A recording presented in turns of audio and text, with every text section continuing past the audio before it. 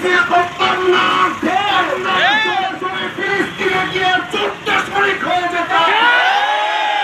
দুঃখের বিষয় আমরা অনেক দূরে অবস্থান করছি। এই জন্য বারবার আমরা মিডিয়ার মাধ্যমে ইহুদি খ্রিস্টান এবং তাদের দ্বারা চক্রকে একটি মেসেজ দিতে চাই। তোমরা মনে করেছ ফিলিস্তিন শেষ হয়ে গেলে মুসলমান শেষ হয়ে যাবে।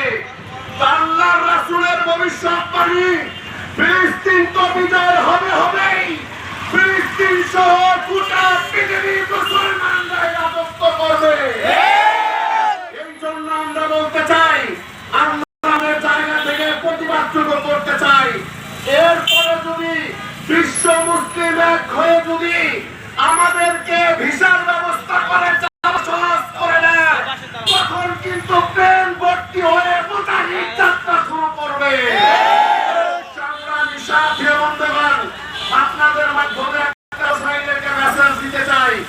আজকে ওরা ওদের অনেক আগের নিয়ে আসা বিভিন্ন দেশের ফ্যাক্টরি করে পণ্য করে তারা সেল করছে, আর মুসলমানরা কিনে খাচ্ছে। এটার একটা ভ্যাটের টাকা দিয়ে তারা অস্ত্র কিনে মুসলমানদেরকে মারছে।